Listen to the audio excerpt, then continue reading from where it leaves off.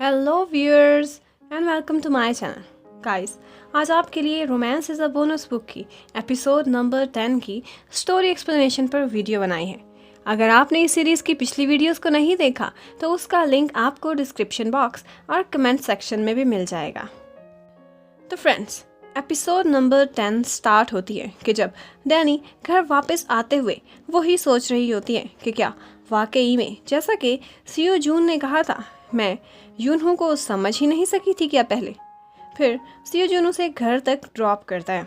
जाते हुए सियो जून काफ़ी खुश होता है क्योंकि उसने डैनी की कंपनी के साथ कॉन्ट्रैक्ट साइन कर लिया था, तो अब उन दोनों की अक्सर मुलाकात होती रहेगी।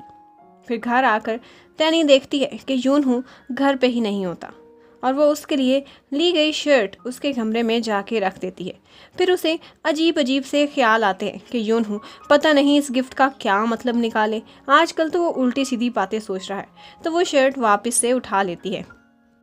उधर मिस सॉन्ग को दिखाते हैं कि वो अपनी मॉम के साथ डिनर करते हुए काफ़ी सैड होती है क्योंकि यूनहो ने उसे रिजेक्ट कर दिया था।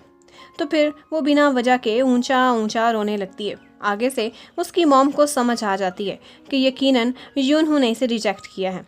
फिर उसकी मॉम बहुत गुस्से में आ जाती हैं और उठ के खड़ी होती हैं, फैसला करती हैं कि मैं ज़रूर अपनी बेटी की रिजेक्शन का बदला लूँगी।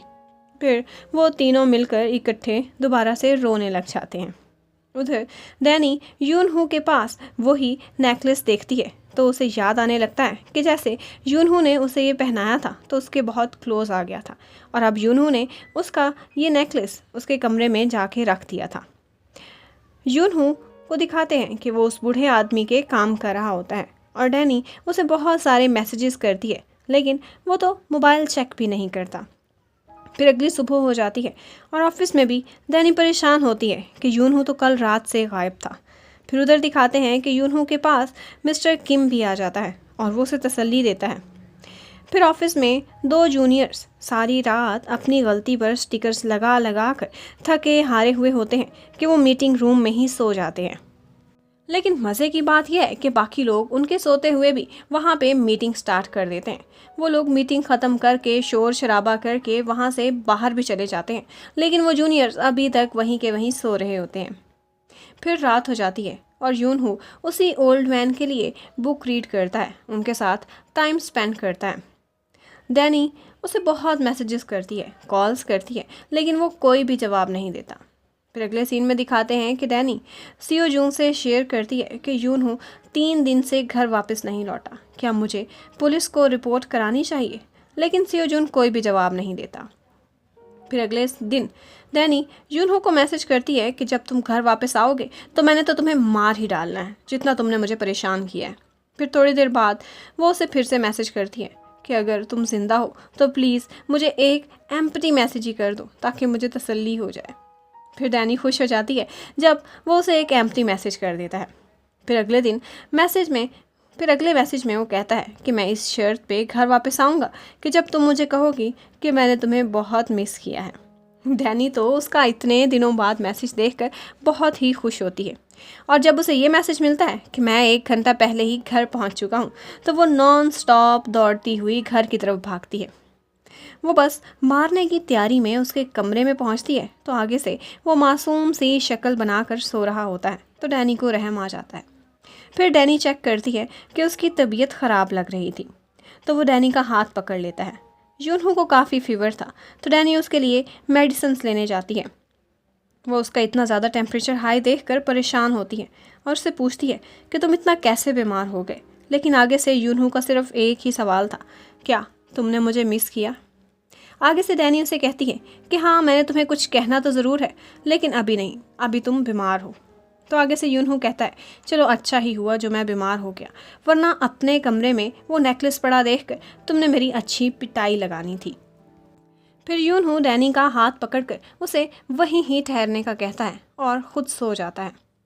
फिर थोड़ी देर बाद डैनी उसको सूप बना कर देती है। यूनहो वहाँ पे फिर से नेकलेस की बात छेड़ता है तो डैनी उससे पूछती है कि तुमने कब से मुझे लाइक करना स्टार्ट कर दिया? तुमने तो कहा था मैं तुम्हें नहीं लाइक करता। तो आगे से यूनहो कहता है कि मुझे तो पता ही नहीं है मुझे कब से तुम्हारे लिए फीलिंग्स डेवलप हुई हैं, यानी कि उसे फीलिंग्स स्टार्ट से ही थी। उधर से डैनी उसे कहती है कि तुम्हें ये फीलिंग्स खुद तक ही रखनी चाहिए थी, मुझसे शेयर नहीं करनी चाहिए थी। तो आगे से वो कहता है कि अभी भी मुझे तुमसे कुछ भी नहीं चाहिए, बस वो नेकलेस तुम रख लो। मैं स्टार्ट से ही ऐसा ही करता आया हूँ। जो चीज़ मुझे अच्छी लगती थी मैं बस तुम्हें देना चाहता था और देता भी आया हूँ। डैनी आगे से जवाब ही देने लगती है तो यूनहो कहता है नहीं, आज तुम सिर्फ सुनोगी क्योंकि मैं बीमार हूँ। और वो कहता है कि मैं अपनी फीलिंग्स तुम पे फोर्स नहीं करना चाहता, तुम चाहो तो सियोजून के साथ डेट करती रहो, मैं तुम्हें कभी मना नहीं करूँगा। मैंने सिर्फ अपनी फीलिंग्स तुम्हारे साथ शेयर की हैं। बस इतना कहकर वो वहाँ से चला जाता है। फिर डैनी पीछे अकेली बैठी इमोशनल हो जाती है और सोचती है कि इतना हैंडसम लड़का हो के इसने मुझे ही क्यों चूज़ किया है। फिर अंदर रूम में आकर यूनहो को मिस सॉन्ग की कॉल आती है और वो भी उसके लिए काफ़ी परेशान थी।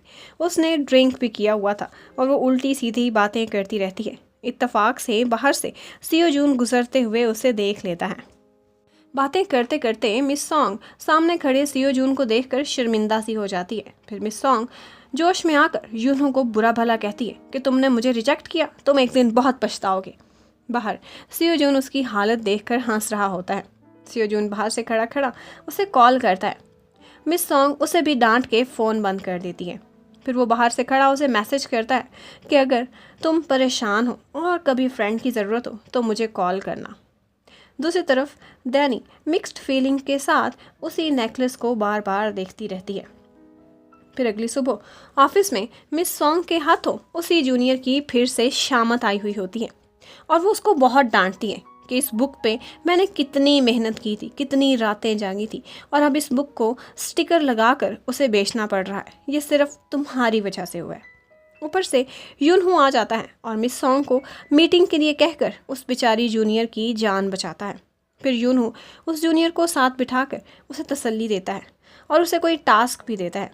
नसीहत करता है कि तुम इस जॉब को सीरियस लो और बुक्स पढ़ा करो, कुछ मेहनत करो। वो उसे इतने प्यार से समझाता है कि उसकी सारी बातें उसके दिल को लगती हैं। फिर अगले दिन सियोजून डैनी के ऑफिस में आता है। दरअसल आज उसकी मिस सॉन्ग के साथ मीटिंग थी। वहाँ पर सियोजून को देखकर सारे खुश हो जाते हैं, लेकिन यूनहो का मुंह बन जाता है। फिर जब सियोजून मिस सॉन्ग से डैनी का पूछता है तो वो हैरान रह जाती है कि तुम उसे कैसे जानते हो। फिर वो एक कॉफ़ी ले जाकर डैनी की टेबल पर रख के आ जाता है। यूनहो उसकी ये हरकत देखकर सोचता है कि ये कितना एनॉइंग इंसान है। डैनी उस टाइम पे एक मीटिंग पे गई हुई थी और वो अपनी एक बुक्स एग्जीबिशन के लिए एक गिटारिस्ट को हायर करना चाहती थी, जबकि दूसरी तरफ सियोजून के साथ मिस सॉन्ग और यूनहो मीटिंग करते हैं। फिर जब डैनी ऑफिस वापस आती है तो सारे कोलीग्स उसे अजीब अजीब सी नज़रों से देख रहे होते हैं और उससे पूछते हैं कि तुम कैसे सियोजून को जानती हो, वो तो बहुत हैंडसम है। उन सारों की अजीब अजीब नज़रें देखकर डैनी थोड़ा सा ऑकवर्ड फील करती है। सारे यही कह रहे होते हैं कि सियोजून हैंडसम लड़का है, तुम्हें कहाँ मिला, कहाँ पहली मुलाकात हुई। उधर मीटिंग के दौरान सियोजून मिस सॉन्ग और यूनहो को काफ़ी टफ टाइम देता है और उनके सारे आइडियाज़ को रिजेक्ट कर देता है। इसी वजह से वहाँ पर मिस सॉन्ग की उसके साथ काफ़ी बहस हो जाती है। वहाँ यूनहो उन दोनों को लड़ने से रोकता है। फिर बातों बातों में सियोजून मिस सॉन्ग को कहता है कि मैं तो रिस्क टेकर हूँ, मैं तुम्हारी तरह का कायर इंसान नहीं। इस बात पर तो मिस सॉन्ग का पारा और भी हाई हो जाता है और वो मीटिंग छोड़कर वहाँ से जाने लगती है। और जाते जाते वो यूनहो को भी कह के जाती है कि हमारा नया डिज़ाइनर एक फ्रीक है। और यूनहो तो चाहता भी यही था, वो भी उसके साथ मिलकर सियोजून को चिढ़ाता है। फिर सियोजून अपने प्रोपोज्ड डिज़ाइंस जब यूनहो को दिखाता है तो मिस सॉन्ग से रहा भी नहीं जाता और वो उल्टे पैरों उसी डिज़ाइंस को देखने के लिए वापस मुड़ आती है। और फिर जब वो डिज़ाइंस देखती है तो मिस सॉन्ग तो फ्लैट ही रह जाती है और उसे वो इतने पसंद आते हैं कि वो सियोजून के साथ अग्री कर जाती है। फिर मीटिंग के बाद सियोजून डैनी से मिलता है और उसे अपने साथ डिनर पर इनवाइट करता है। तो ऊपर से यूनहो भी आ जाता है और जेलसी से वो ये कहता है कि हम सब भी साथ ही डिनर पर जाएंगे। फिर वो चारों इकट्ठे डिनर पर जाते हैं। यूनहो का मूड तो काफ़ी ख़राब होता है, लेकिन वो बेचारा ऑफर जो कर बैठा था। वो रेस्टोरेंट सियोजून ने एक दिन के लिए रेंट कर लिया था और अब वो खुद ही सारों के लिए खाना बनाता है। उस टाइम पे यूनहो की शक्ल देखने वाली होती है जब सियोजून डैनी को स्पेशल ट्रीटमेंट देता है। फिर एक दफ़ा यूनहो सियोजून से एक बियर मांगता है तो वो उसे कहता है जाओ खुद ही उठा लो। अब मिस सॉन्ग डैनी से पूछती है कि तुम दोनों के बीच क्या चक्कर चल रहा है। इससे पहले कि डैनी कोई जवाब देती, यूनहू कहता है क्या फजूल बातें कर रही हो, और सियोजून जवाब देता है कि नहीं, मेरा बस डैनी पर क्रश है और कुछ भी नहीं। इस वक्त तो यूनहू की शक्ल देखने वाली होती है और यहाँ पर बातों बातों में सियोजून मिस सॉन्ग को कहता है कि आखिर तुम्हारा लवर तुम्हें क्यों लाइक नहीं करता, और ख़ुद ही जवाब देता है कि तुम्हारे हाई टेम्पर की वजह से वो तुम्हें लाइक नहीं करता होगा। अपनी बातों के दौरान सियोजून के फिंगर पर कट लग जाता है, तो डैनी के उठने से पहले ही मिस सॉन्ग भाग कर उसे देखने लगती है। इस बात से यूनहू तो बहुत खुश होता है और खाने के टाइम पर भी वो उसको तंग करता रहता है कि इसमें तो नमक तेज़ हो गया है। फिर वो सियोजून को तंग कर कर के खुश होता रहता है। वहाँ से वापसी पर फिर एक और प्रॉब्लम स्टार्ट हो जाती है कि जब सियोजून कहता है कि मैं डैनी को घर तक छोड़ के आता हूँ, तो यूनहू को बड़ा गुस्सा आता है। फिर यूनहू मिस सॉन्ग को टैक्सी तक छोड़ने के लिए जाता है और मुड़ मुड़ कर डैनी को भी देखता रहता है। रास्ते में सियोजून डैनी से कहता है कि तुम यूनहू के साथ रह रही हो, ये बात तुम्हें सबको बता देनी चाहिए।